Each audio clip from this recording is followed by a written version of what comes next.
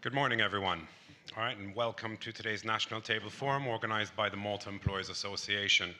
My name is Kevin Spiteri, and I am honored to serve you today as your moderator. I would like to extend a special welcome to our distinguished speakers, key stakeholders, and everyone attending both here in person and those joining us online as well.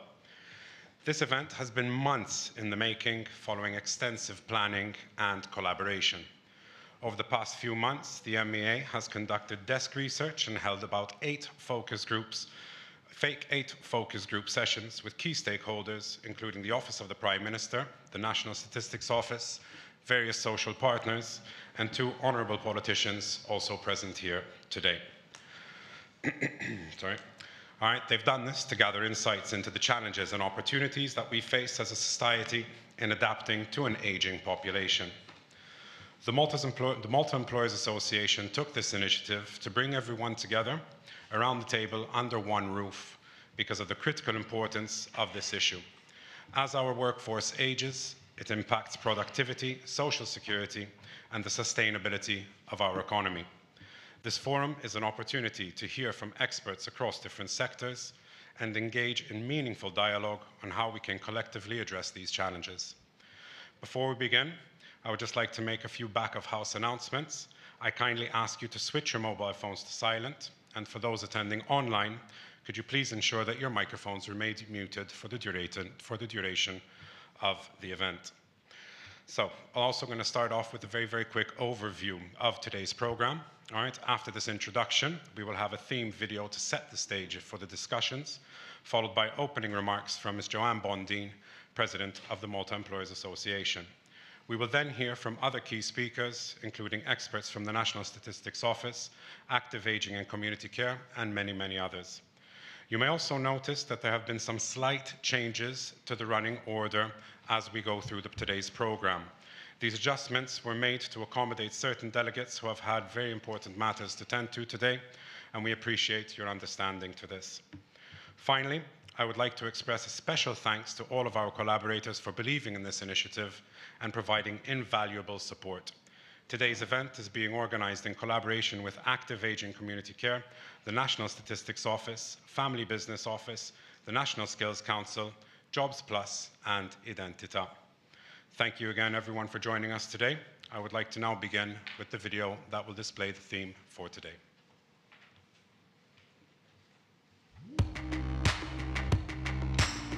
Several developed countries, including Malta, are currently facing the pressing challenge of an aging population, which is driving up the median age across their populations.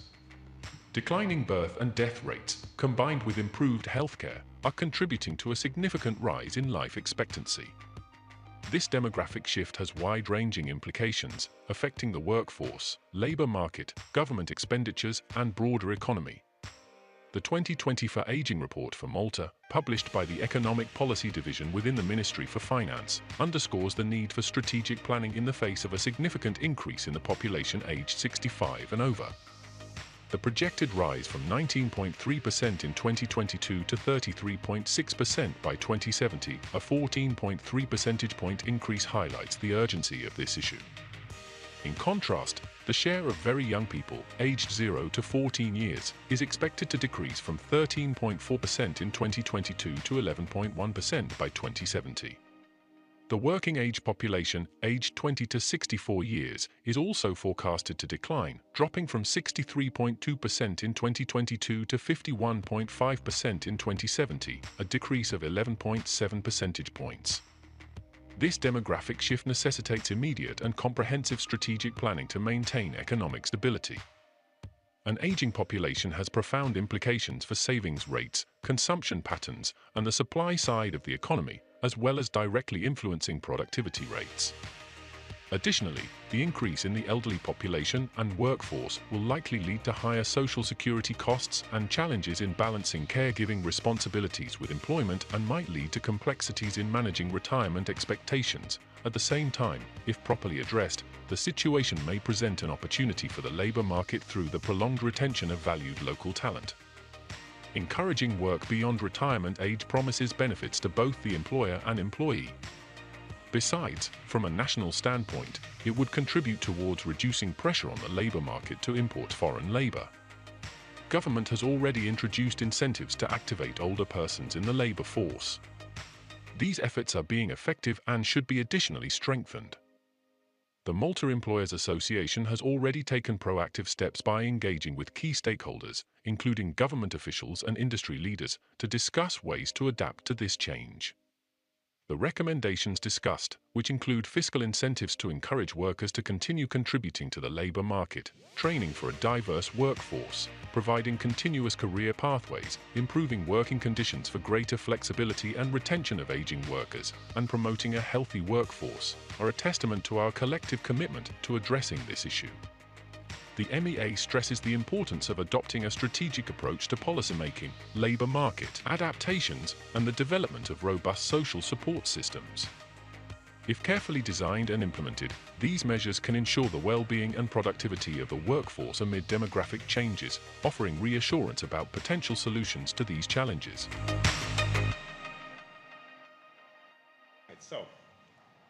So, following the video, what I'd like to do a little bit before we actually get started today is try to hear a little bit from everyone over here, everyone that's here. All right, so participants, the audience over here at the back.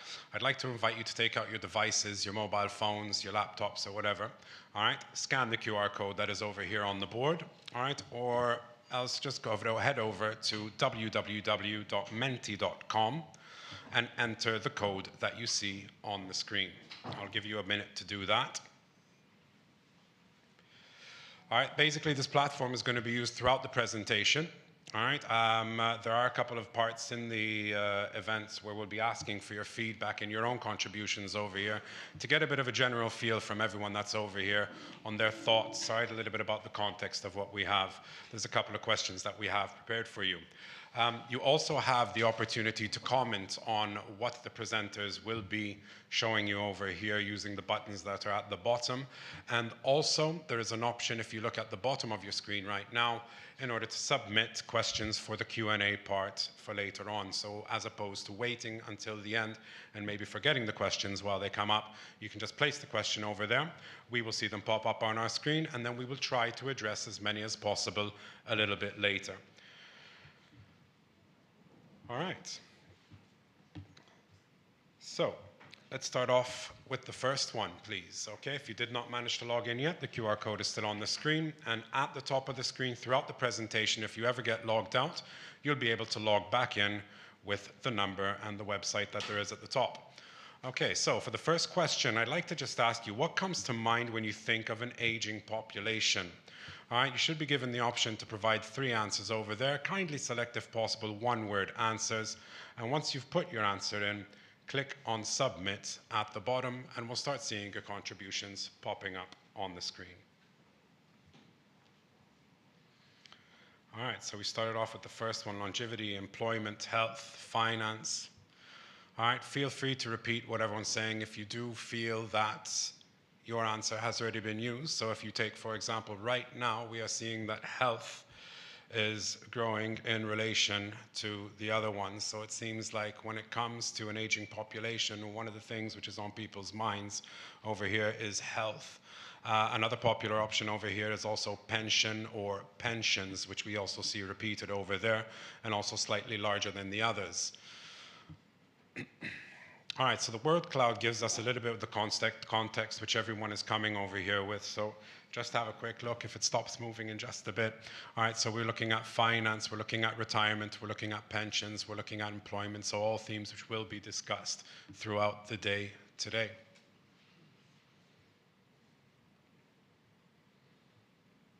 Okay, so just have a look at it, let it soak in. Have a look at the themes are over there and see if that is what is going to be on the agenda throughout. All right, I'm going to continue with one more question over here that we have prepared for you. With regards to the urgency, so how urgent is it for Malta to address this matter? All right, so could you please put in your own contribution over there, and once again, click on Submit. We'll just give it a couple of minutes.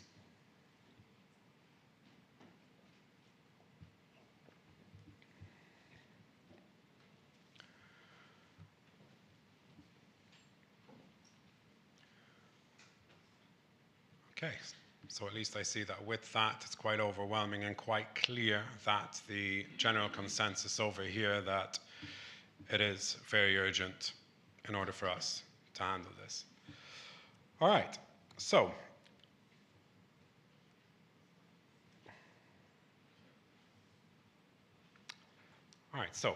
moving on and starting off with our first speaker for today, that will be handling the welcoming comments.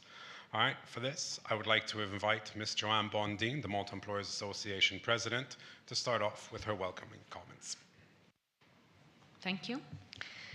Honorable Dr. Ajuz Galia, Honorable Dr. Mifsud Bonici, distinguished guests, esteemed colleagues, and valued stakeholders, good morning.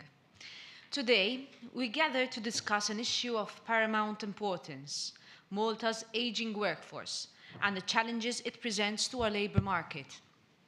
As we all know, our country's workforce's demographics are shifting, leading to a significant skill shortages across various sectors. However, while this poses certain challenges, it also presents a powerful opportunity. An opportunity to rethink the role of senior employment and the future of work in Malta. At the Malta Employers Association, we recognize that promoting senior employment, encouraging work beyond retirement age, is not just a necessity, but also a strategic advantage. The concept of silver jobs, which refers to employment opportunities specifically designed for older workers, is central to this strategy. These roles tap into the vast experience, knowledge, and skills that senior employees have accumulated over their careers. They offer flexible, meaningful work opportunities for older individuals, while enabling businesses to retain critical expertise and foster an inclusive, multi-generational workforce.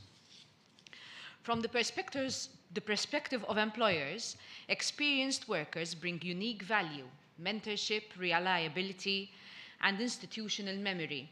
For employees, silver jobs provide a sense of purpose, financial security, and the chance to remain actively engaged, both in professional and social spheres.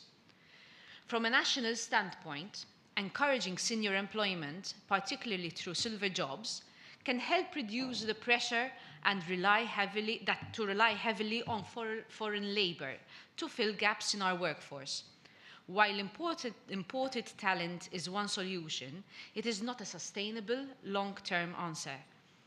Tapping into the potential of Malta's older workers allows us to address skill shortages internally and build a more balanced and diversified labour market. I want to take a moment to commend the government for the initiatives they have introduced to encourage the participation of older individuals in the labour force. These initiatives are yielding positive results, but they must be further reinforced to ensure long-term success. This will require a collaborative effort involving the government, businesses, and workers across various sectors. The MEA has been proactive in this regard, engaging with key stakeholders like today, including government officials and industry leaders, to explore practical ways to adapt to our aging workforce.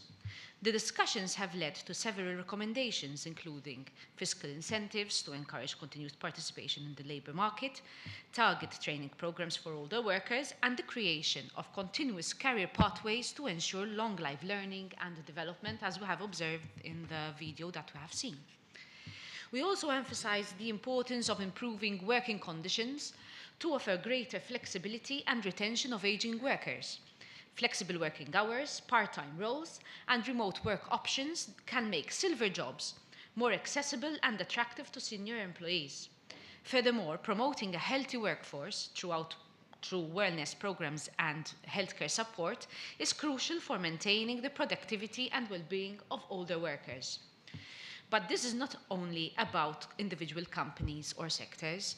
As a country, we need to take a strategic approach to address demographic change by adopting forward-looking policies, adapting our labour market structures, and developing strong social support systems, and so that we can ensure that all workers, regardless of age, are supported and empowered to contribute towards Malta's economy. In conclusion, Malta's ageing workforce is not a challenge to be overcome, but a resource to be embraced. We are actively promoting senior employment and creating silver jobs. And by this, we can build a labour market that is both resilient and inclusive, benefiting employees, businesses, and society as a whole. If we take the right steps today, we can harness the potential of older workers, creating a workforce that thrives amidst demographic change. I thank you for your attention and I look forward to today's discussions. Thank you very much, Ms. Mondine. All right, so thank you for those opening remarks, which have given us a very nice, excellent overview of the challenges and opportunities that we face as we look to adapt our labour market. All right, so moving on to the next speaker. All right, we've got a presentation of the findings by MEA consultant Kirsten Cutajar-Miller. All right, we'll now delve into these research findings that will guide today's discussions. So please join me in welcoming Ms. Cutajar-Miller.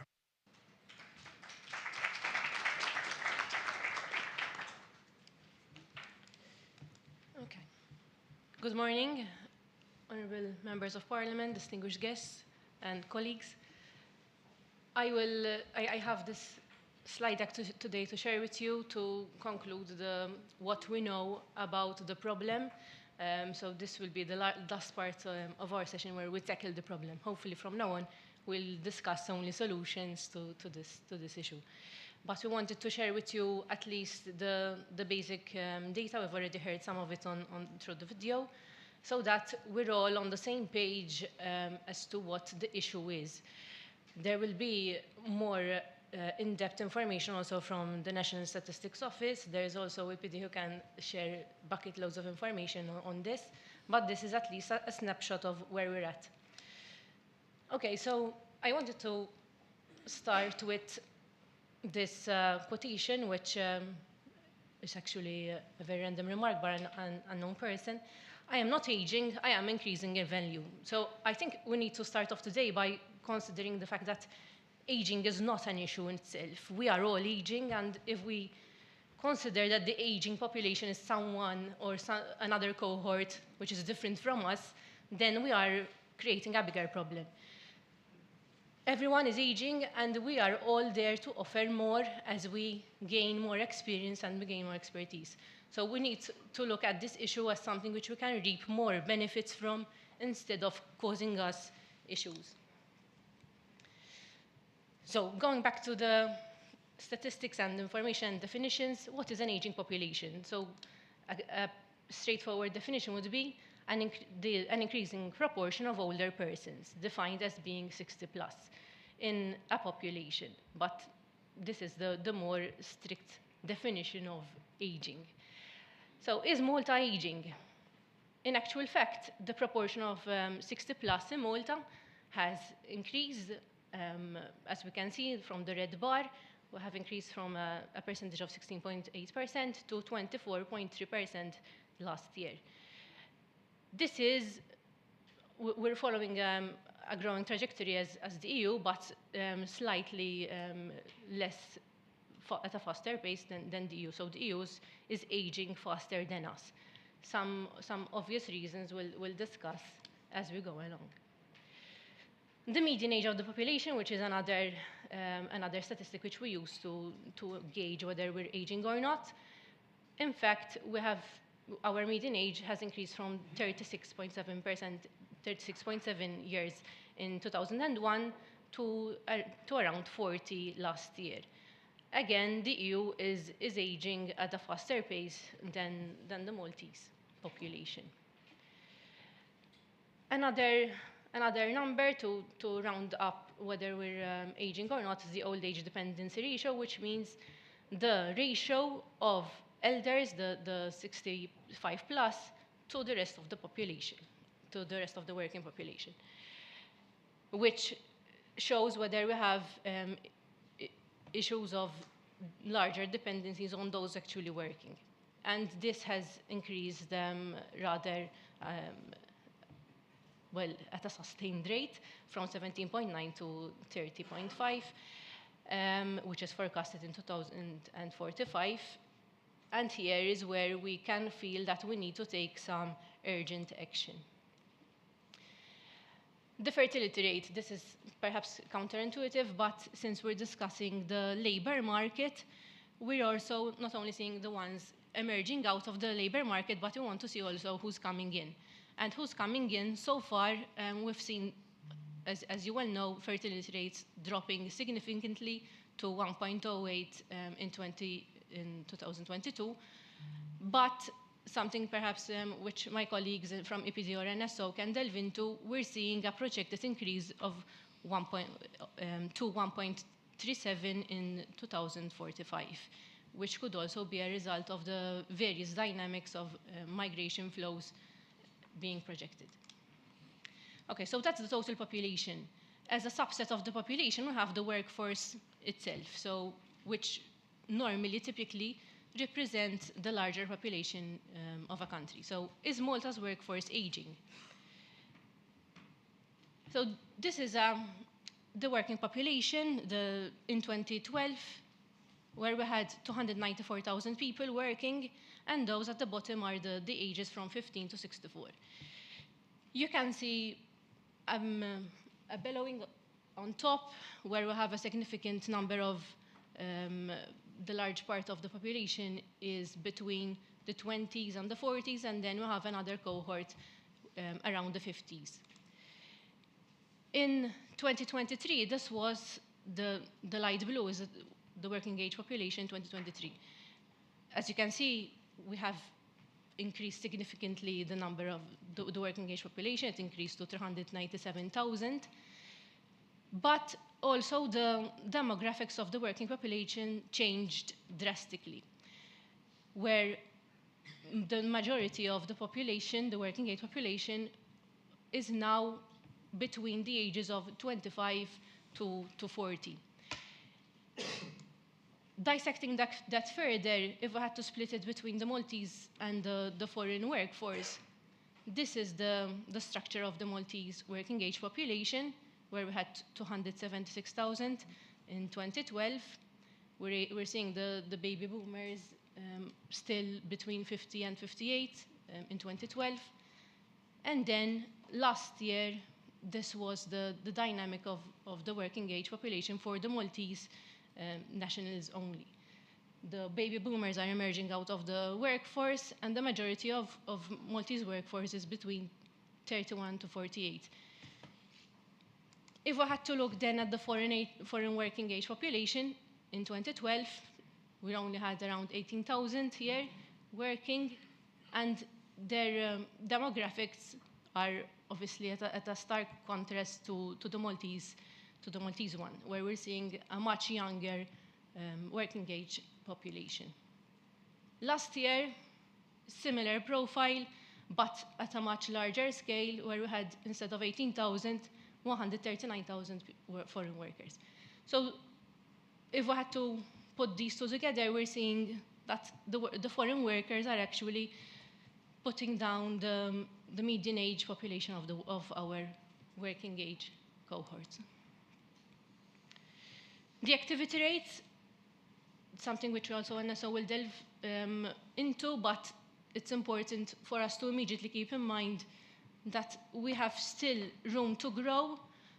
The bottom bar represents those of 55 to 64 years old, and the one on top is the total working age population.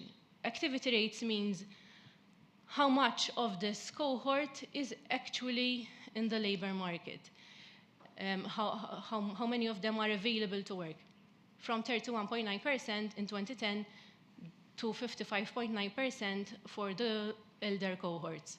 So we have still ample room to grow over there. So we might say we have ample room to grow, yes, but there are several factors which affect what comes into the labor market. We have demographic issues, we have opportunity cost issues, human capital formation theories, which also indicate where the decision lies as to whether I continue contributing or not, health and well-being, economic and welfare state issues. So fertility and migration we tackled, we mentioned, but we can continue addressing, but perhaps these are the more difficult issues to address in terms of how we can impact the labor market. Opportunity cost, what do I mean by that? As an elder worker, probably the opportunity cost is much higher. So if I had to do a bit of introspect myself, would I want to take up more work if I'm getting closer to my target threshold of retirement? So I need to have something to compensate me well enough to be able to stay in that labor market. So what is my opportunity cost? My free time is my staying with people I care, is enjoying my retirement. So to be able to do that, we need to have the right fiscal incentives. We need to offer flexible work so people can balance their aspirations. We need to also look into the carer roles. A lot of our elders are carers themselves for their elderly parents. So we need to also look into those dynamics which might impinge on who is coming in and how much of our people are staying into the labor market. Education and financial literacy, tying into how well our human capital is developed, it really affects who stays on and what decisions are taken. And health and well-being. We'll also have several participants here who will tackle the physical and mental well-being of the worker. It affects, obviously, the final contribution they make, and also the physical conditions at work, amongst other things. So the quality and the amount of people who go into our labor market obviously affect our productivity. We know that productivity varies, yes, over an individual's working life due to the accumulation of experience, but also it varies because there is a depreciation of knowledge which we need and we can sustain with continued training and continued learning and changing conditions at the place of work. But there is also a changing productivity due to changing physical and mental capabilities. This is not something which we can tackle at the very last day when we're turning 50 or 60, but we need to be well prepared to maintain very good physical and mental capabilities so that we can contribute much more, not only in the place of work, but also in society. So all this, ultimately, yes, contributes to economic competitiveness and resilience. Thank you.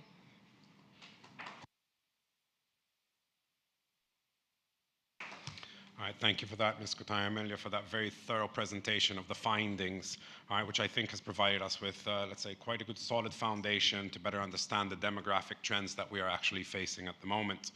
All right, now coming up next over here on my left, we've got Mr. Kevin J. Borge, who is the Director General of the Malta Employers Association, and he will be providing us with the official position of the MEA on this topic today. Please join me in welcoming Mr. Borge. Thank you.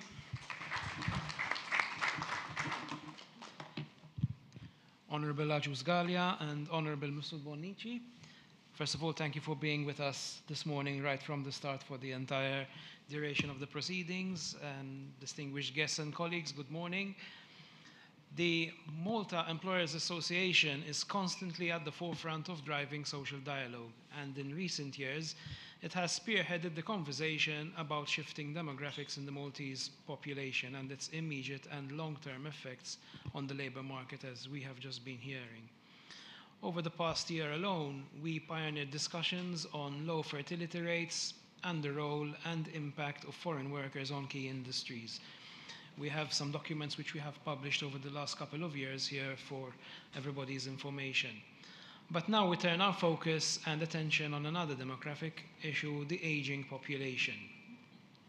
This is not just another research topic, which we have been working on for several months, but a pressing issue that demands our immediate attention.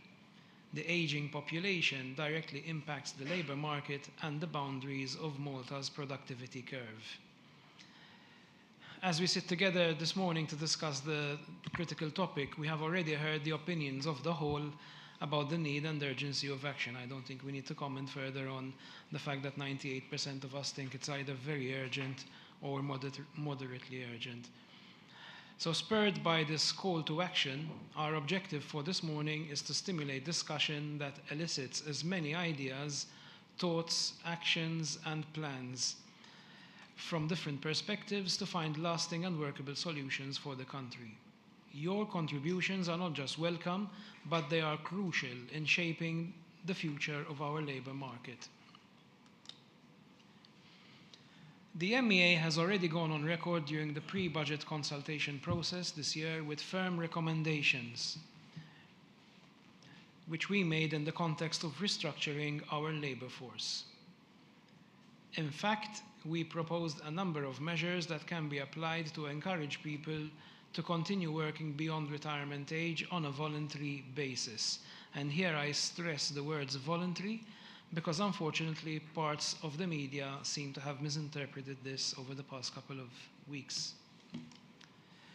Without going into too much detail, what we are recommending is the voluntary incentivization of work beyond retirement age through a number of measures which can be implemented, and I'm going to go through them one by one. So further flexible work arrangements aimed at workers above pensionable age. This may include promoting part-time work, job sharing, and telecommuting options to facilitate the continued participation of older workers in the labour force. Discouraging early retirement through various activation measures aimed at people aged 55 and over. This involves implementing policies and programs that encourage older workers to remain in or re-enter the workforce. Current fiscal anomalies should be ironed out for employees and self-employed. We must make work pay for individuals who continue working beyond the statutory retirement age by removing any fiscal obstacles and providing tax incentives to encourage labour force participation among older adults. Increase awareness on the importance of contributing further to the labour market through targeted programs and campaigns aimed at both employers and older workers on the benefits of continued labour force participation and the value of older workers. Inculcate lifelong learning programs at the place of work so that employees update their skills and remain in touch with new concepts and technologies throughout their careers, so much so that they do not feel irrelevant when they compare themselves to younger colleagues as they grow older. And lastly, as part of our budget proposals, we also recommended the provision of incentives for employers to adapt the work environments and ergonomics of workstations used by older people, our employees. We heard during our preparatory workshops in the summer that workers become inclined to retire because they feel tired or develop headaches and other pains, and this could be the result of poor lighting or ergonomics, which could be very easily remedied. We believe that these are simple yet effective tools that can pave the way to the sustainability of our labour market. So we wish to conclude today's event with a long list of similar recommendations and outline a national way forward which addresses the ageing population and its implications on the workforce. A plan that becomes the collective effort of us all present. As MEA, we are committed to collecting everybody's ideas this morning into a comprehensive document. We want to ensure that our perspectives are considered in a national strategy to guide our policymakers on the way forward for a more resilient labour market, offering better social and economic opportunities for Malta's future. Thank you very much.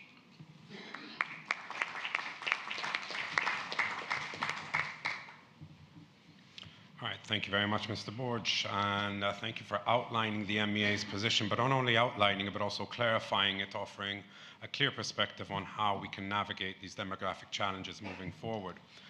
Okay, so coming up next, and as already previously mentioned by another couple of our speakers, okay, we are now going to hear from Keith Borge from the National Statistics Office, who is the Director of Statistics. Unfortunately, Mr.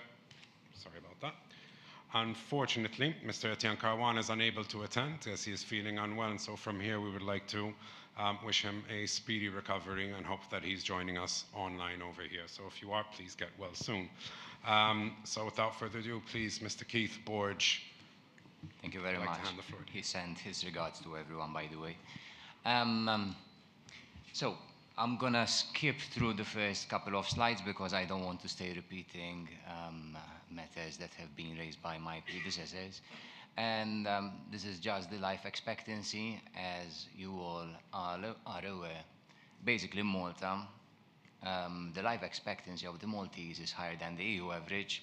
The males live less than, the life expectancy of the males is less than that of the females. If we look at the healthy expectation of life at age 0, we are still faring better than the EU average. One can notice a bit of volatility over there. The volatility stems from the fact that there are a number of subjective questions asked. You can have two persons having similar or close to identical conditions, but one person is optimistic, the other person is pessimistic. And if you ask those persons, can you go up the stairs, go up a staircase easily? The pessimistic person is more likely to tell you, no, I'm not in a position to do that, whereas the more optimistic person will tell you, yes, I am. So there you have that volatility. Total dependency ratio. Here we're not talking about the old age dependency. Total dependency includes also the dependents that are 15 years or less, okay? So 15 years, less than 15 years, the dependents that are less than 15 years, and those that are over 64 years of age, all right? If we look at the year 2050 over there, more or less, we're saying that we have a dependent for every 2 in the labor market. But I want to qualify this, not in the labor market, 2 that are potential taxpayers. Potential taxpayers. Why am I saying this?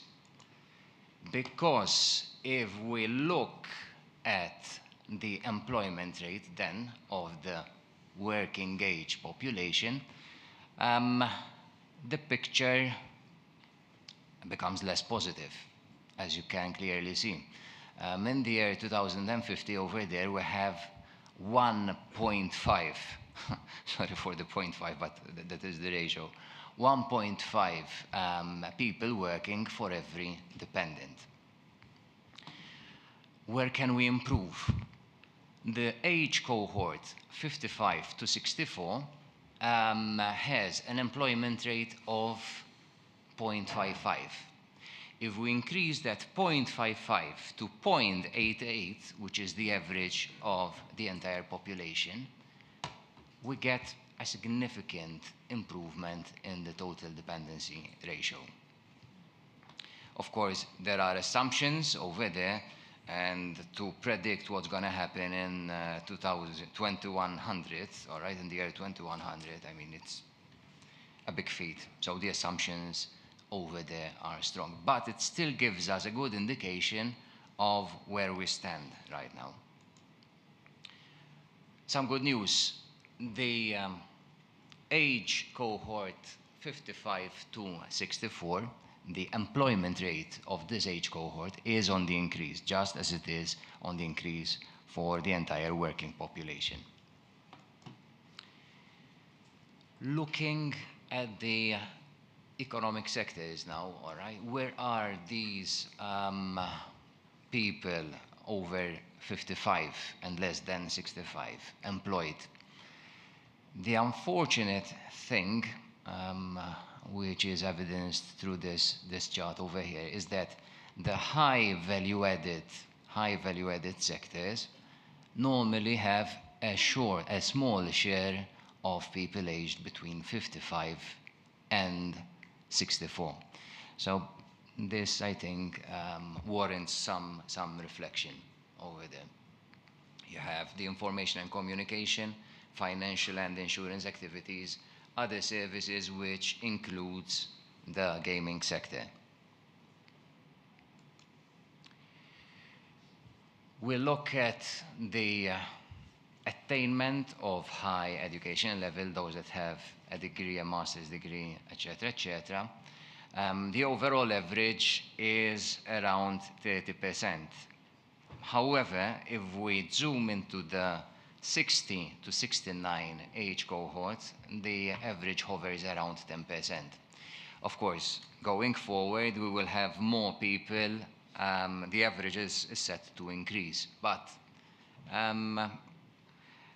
perhaps upskilling is the key in the case of this age cohort, the 60 plus age cohort. This is something which is basically a continuation of what I discussed in the previous slide, whereby working with computers as a skill, communication, collaboration, and creativity as a skill, or information skills,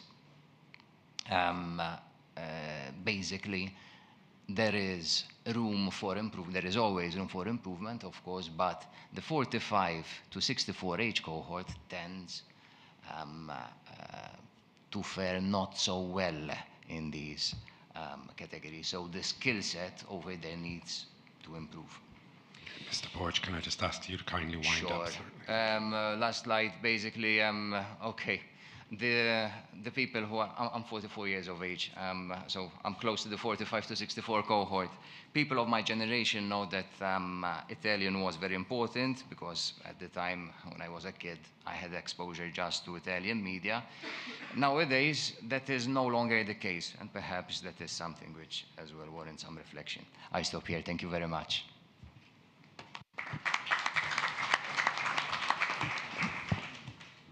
Thank you very much for that, Mr. Borge, and I apologize for intruding over there. I just want to remind everyone that we are on an extremely tight schedule today. I hate being the bad guy and coming in at that point, okay? And I thought everyone's looking at me going like that. All right, so let's avoid that kind of anxiety if you don't mind, okay? And let's just try to stick to time as much as possible. But I will be butting in basically just to give you reminders when you've got about a minute or half a minute left throughout your speeches. Thank you very much. We all want lunch, not dinner. Exactly. So we're on your side. All right, so moving forward now, we've got a presentation by the manager of the Head Office of Active Aging and Community Care, Ms. Cynthia Formosa. So can you please join me in welcoming Ms. Formosa? So, good morning. I won't go into detail about the statistics again, but one point which I wanted to point out is that active aging is a multidimensional concept. So when we talk about persons, older persons, we are talking about a range from 60 years to from the young old to the very old. Sorry, it's changing. Which with different needs and different expectations, which society have to adapt to. We cannot segregate older persons under one ministry or under one sector, but they are an integral part of society. So I wanted to go a little bit into the effect of older and aging population on the silver economy, where we have an increased awareness on the health and well-being, which includes the physical well-being, health-related issues, physical fitness, psychological well-being, from health checkups, telemedicine, and also cosmetic interventions, which affect the industry as well as older persons themselves. There is also an increased need for leisure and travel. Older persons wish to enjoy their time, their extra time, and focus more on their personal well-being. There are things associated with assisted living. With older adults, we see also, unfortunately, increasing needs, and which range from simple things, which nowadays are common households, like cleaning robots, to remote monitoring devices, fall detectors, sensors, environmental controls, which affect how long persons with different disabilities can continue living independently in their own home. and also the use of assistive artificial intelligence from digital inclusion initiatives, both for those involved in the labor market, which need to keep reskilling and adapting their skills, to also those older persons who are living in their own home and want to keep connected within society and accessing services and accessing even entertainment options. They have to adapt to the new technologies. And if we look at AI also on the workplace in automation and assistive technology to assist older workers, such as reducing physical strain on workers and adapting their work environment, as well as automation of some parts of their work. We have heard about the benefits of engaging in the labor market, from personal gains, economic contribution, business advantages, and social benefits. Keith went into some depth about that. It is important to keep reskilling employees, lifelong learning, part-time options, gradual retirement, mentoring roles, age-friendly environment, and even exploring, and even exploring new careers sometimes when persons cannot cope in their same employment, but they might need guidance and assistance to do so. Sorry, it is changing on its own.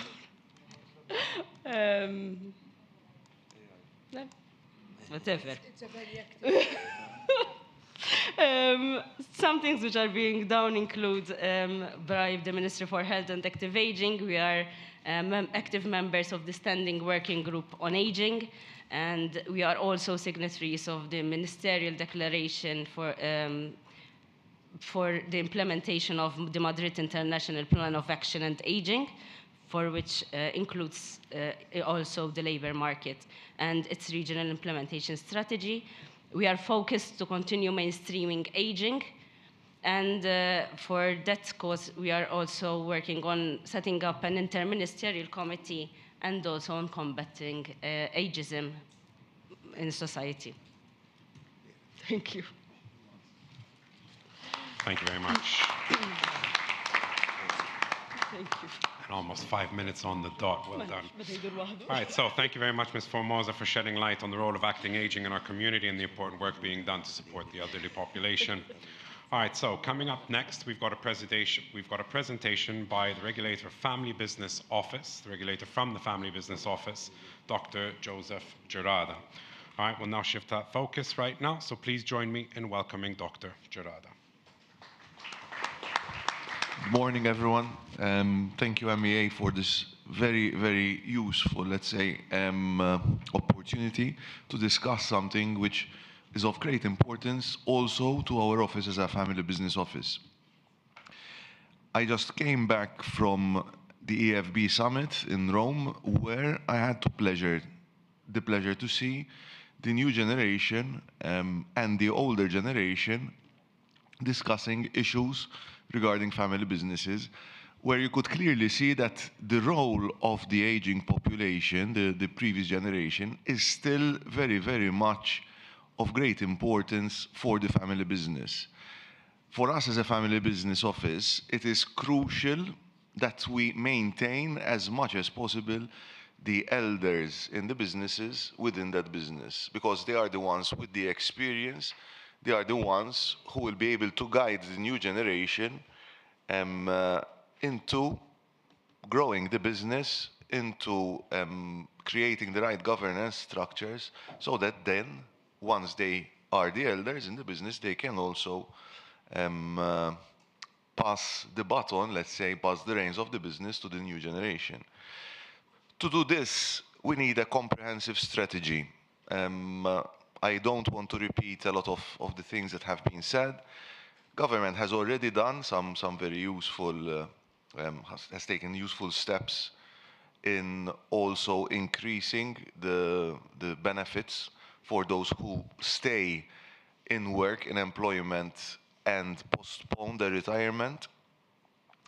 However, I believe, and I think this is the strategy I have always implemented at the Family Business Office, that the strategy needs to be comprehensive. We need to see where we are still lacking, okay?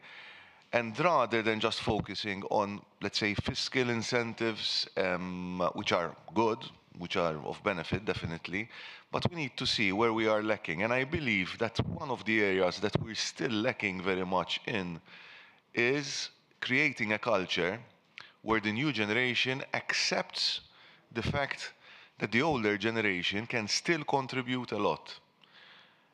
It can contribute through its experience, it can contribute through the guidance it can provide, and it can contribute through the energy that many elders still have. Because this is a reality. I mean, I meet many people, many business owners who are not willing nor prepared to leave the labor force. They don't want to. So if they don't want to, we need to find ways of ensuring that they can remain within the workforce. And if there are areas where they need to, let's say, upgrade, okay, upskilling, we need to focus there. So I think certain areas that definitely we need to focus on are the areas of upskilling and working on this culture where the new generation understands the benefit of having an elderly generation still contributing in the workforce. So to have such a comprehensive strategy, I think first we need to adapt our workplace policies to ensure they reflect the realities of a multi-generational workforce, flexible work arrangements, this is also very important, lifelong learning and upskilling programs should be integral to this adaptation. We must create pathways for older workers to continue contributing, innovating, and thriving in the workplace. Secondly, there is a crucial need for stronger collaboration between public and private entities to provide incentives and support systems for companies that hire and retain older workers. Assistance and incentives could come in the form of tax benefits, which we mentioned already, subsidized training programs, which are very important, and mentorship initiatives. And this is very, very important for family businesses. These mentorship initiatives can allow younger and older generations to collaborate effectively, whether in a family business setting or otherwise. Furthermore, we must rethink the way we address retirement and social security. For many, the traditional retirement age is not only outdated, but counterproductive. I'm going to give some examples of what other countries have done. For example, in Italy, they offered workers who were about to retire the possibility to postpone retirement by 3 years and add employer and employee social security contributions to their income. We need policies that reflect longer life expectancies and healthier senior years. Offering flexible retirement options that cater to individual needs will empower older workers to transition out of the workforce gradually, rather than being forced out due to arbitrary age limits. For those who want or need to work, government can play a role by shaping labor markets, equal opportunity and social protection policies, as well as tax and benefit systems. Dr. For Gerardo, example, can I ask you to start winding up, please? in Sweden, employers are exempt from payroll taxes for all employees over the age of 65. Finally, and most importantly, we need a cultural shift that I was talking about in how we view aging itself. Older individuals are not a burden, they are an asset. They bring experience, wisdom, and insight that can be leveraged to mentor young generations, drive innovation, and improve workplace culture. Thank you. Thank you very much, Dr. Gerardo. Okay, so thank you for the insight on how family businesses can adapt to the challenges and the opportunities presented by an aging population. Okay, so now coming up next, we've got a presentation by the CEO of Jobs Plus, Ms. Celia Falzon. All right, Jobs Plus being the national employment agency on how employment strategies can evolve to accommodate these demographic changes. Please join me in welcoming Ms. Falzon. So thank you all and good morning. I'm starting, unfortunately, with some statistics, but they're not exactly what we've already been shown. So these statistics show the extent to which the engagement in the labor market by older persons, and here we're talking about 55 to 64, so I'm in that age bracket, has increased over the years here in Malta. So we have seen an increase, but we're still lagging behind the rest of the EU, even at these ages. So this is pre-retirement. And one thing that I think we need to really work on here, even as Jobs Plus, is to have detailed data and correct data, maybe supported by NSO, regarding employment post-retirement. So we will have even more granular information about persons engaging in the labor market after retirement. So at the moment, we're dependent on the Eurostat data as the most accurate data that we have.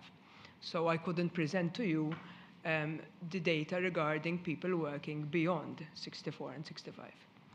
If we drill down into the genders, we see that it is the females that are mostly bringing us down in terms of the EU.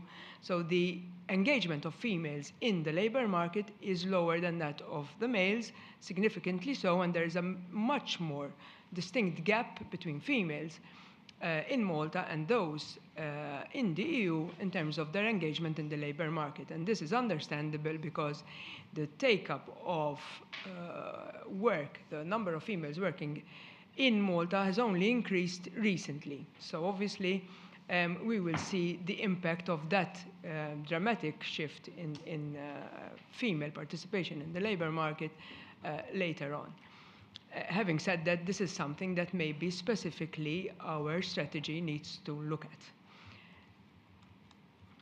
A lot of people mentioned here the need for incentives and schemes, and there are quite a few. We've mentioned mentorship, and this is somewhere a program which is very close to my heart, I must say. I agree with Joe Gerada here. This is really an important program. We have an open call as Jobs Plus, and we only have one mentor. So clearly, we really need to work together to bring these schemes to the attention of basically this group of people. I hope this isn't alive as well. So that we can really make these programs work. We have tax deductions for employers. We do have even wage subsidies for employers who engage older workers. And we as Jobs Plus also offer all forms of training, and this is free. So employers can come to us, they can ask us to tailor a training program for their staff, even as a one employer, and we will do so free of charge and work with. So there's a lot that is on offer.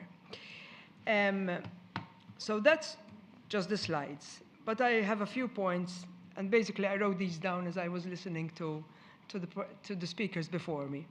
So first of all, I think that the MEA has already drawn up those high-level strategic actions that we should be looking at. So I think we have a list that we can delve further into in terms of detail and in terms of how we can take on what is already available and make it more accessible to everybody else. And you mentioned culture change, and I think that this is crucial.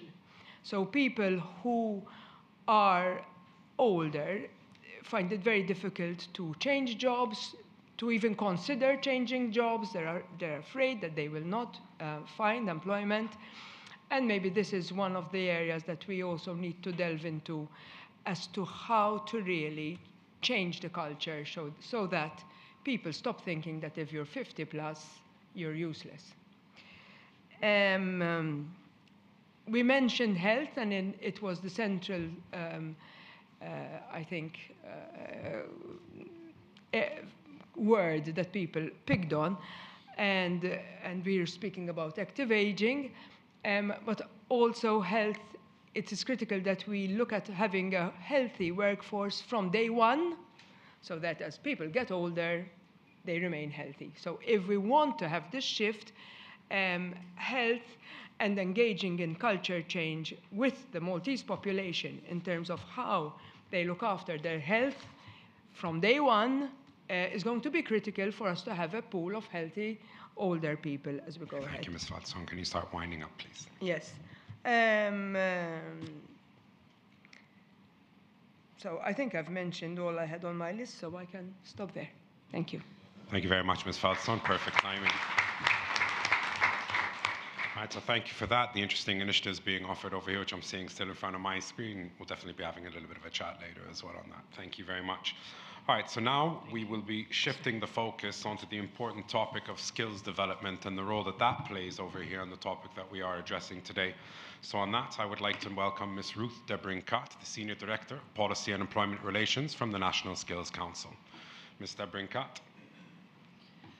Hi, good morning, and I'd like to thank the Malta Employers Association for bringing this topic to the fore, and also to previous speakers who have already mentioned skills development as one of the key strategic actions that need attention in a strategy in adapting the labor market to an aging population.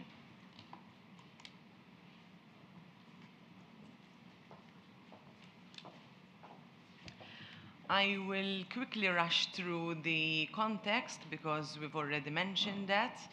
And I wanted in particular to stress the fact that already a number of policies have been introduced, even in the education sector, which had an impact on improving labor activation policies also for the older population, and these include the free childcare services and also Club 3 to 16. As the National Skills Council, our vision is to foster a culture of lifelong learning for all, and this includes all of the population, be it foreign, local, older, younger, to enable people to reach their full potential in a dynamic world of work.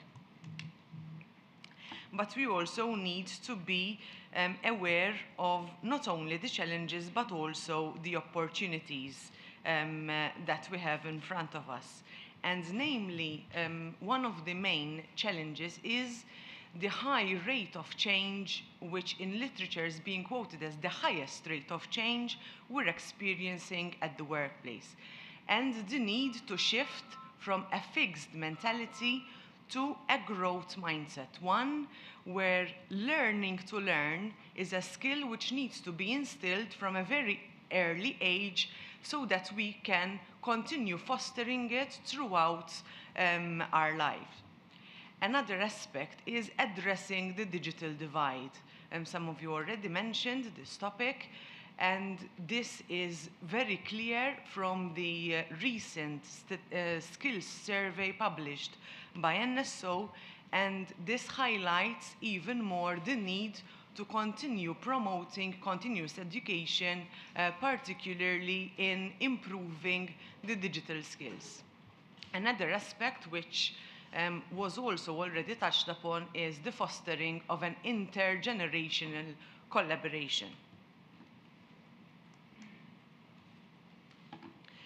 At the National Skills Council, we are therefore committed to improving workforce participation and skill level, and we are doing this through a number of ongoing and upcoming initiatives, of which I'll mention 5. First is through the promotion of lifelong learning, and in fact, we have a campaign going on at the moment highlighting the transversal skill set and the need to foster a transversal skill set throughout the working life and even beyond. We need to foster a culture of lifelong learning within the corporate setting. So there is a role to be played by both employers and employees themselves. Here we discuss also the use of micro-credentials, which are bite-sized short courses in order to improve your skills so you're not faced with a longer educational journey which might be less appealing to the older generation. We are also developing the first national skills strategy. In fact, many of you were invited to the kickoff event held on the 10th of September. And it is very important that a strategy is based on evidence, and with evidence, we don't only mean statistics and numbers, but also stakeholder feedback.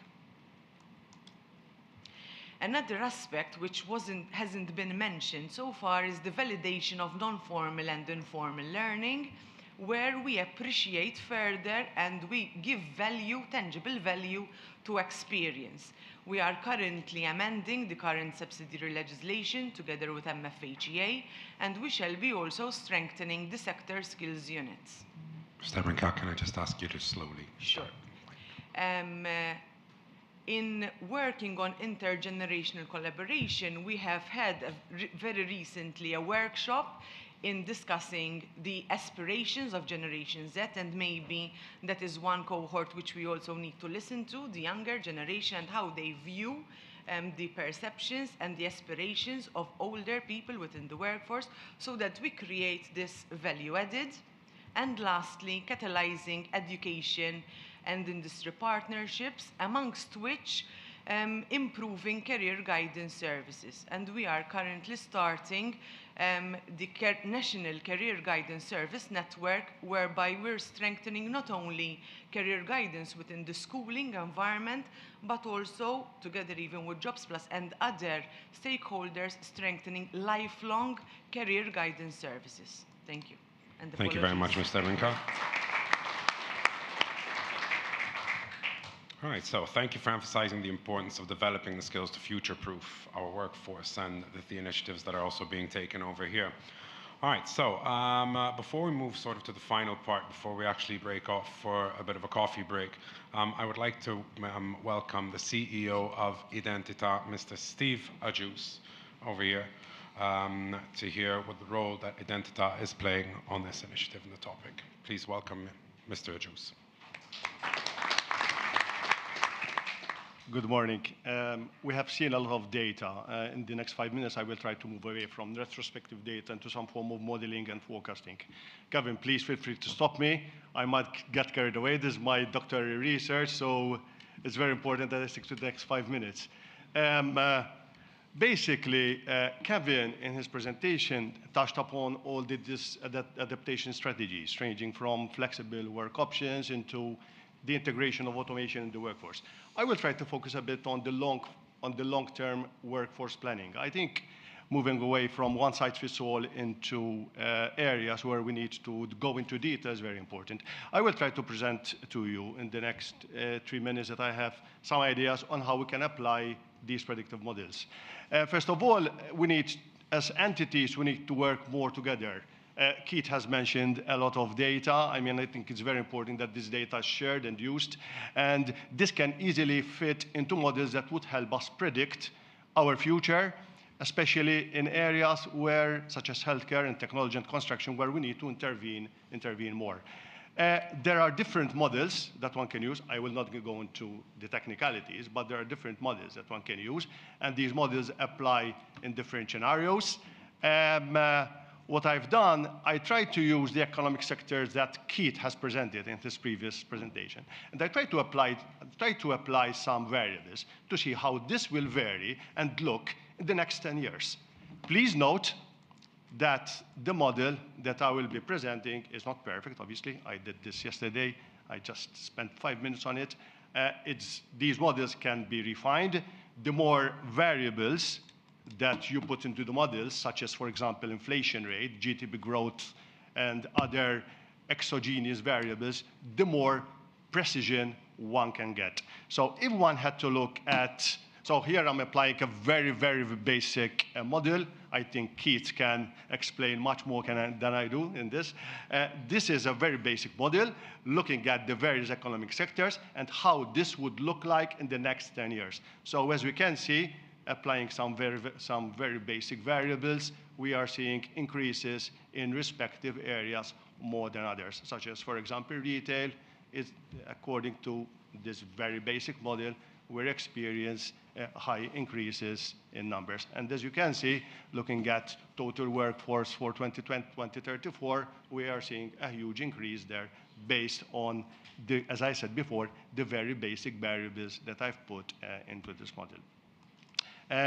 These can be applied not just holistically, but also in various sectors. As I said, we have a number of sectors that, in my opinion, require more intervention than others, such as the skill sets required in the healthcare sector and other areas. And I think these forecasting models are very important because they help us to shape policies. I think we need to move away from hunch or gut feeling into evidence-based decision-making. The data is there. We just need to share and work more closely together. Keith, I'm done. So. Thank you very much, Mr. Ajus, and I had a schedule as well. All right, so thank you, Mr. Ajus, for that.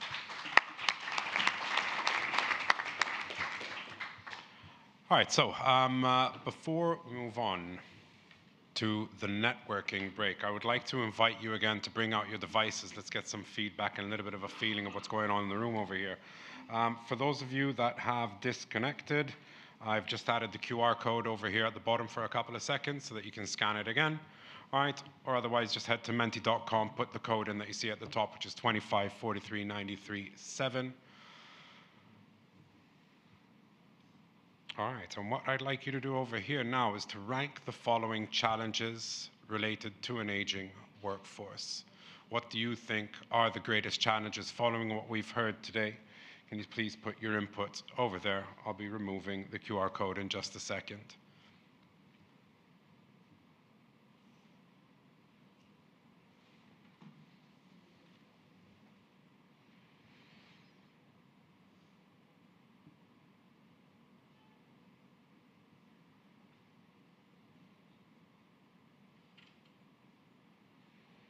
All right, so now the results are coming in. We're seeing a little bit of a shift, but it does seem that skills shortages is still over there at the top. Health and well-being, once again, a very, very central topic. Like we saw from the beginning, it seems to be carrying out over here, jumping between second and third place at the moment. But it seems that skills shortages is there as a bit of a constant at the top, no matter what kind of feedback is coming in at the moment.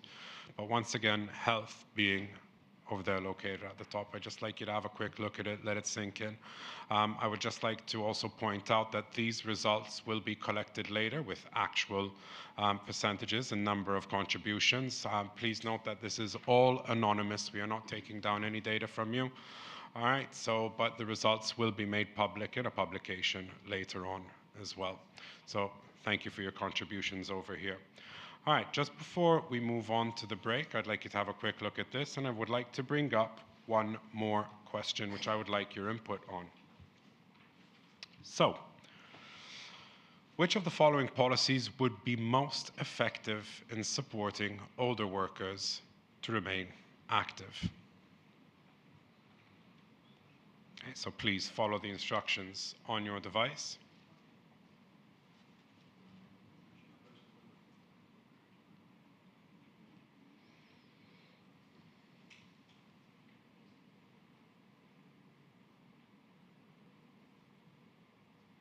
And once you're done, please don't forget to click on Submit.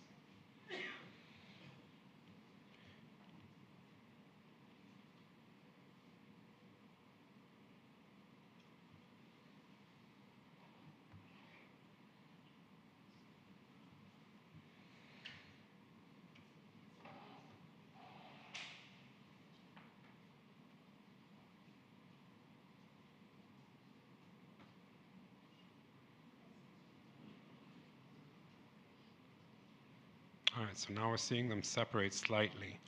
All right, where we're seeing that, let's say, the most agile may be and the largest size of impact over here. I'm seeing that the second one, retraining and upskilling opportunities once again. So I think it is this topic of the focus on skills that keeps on coming up right now since we've had these presentations this morning. So please continue providing your feedback. And like we said, we will be making these results public at a later stage.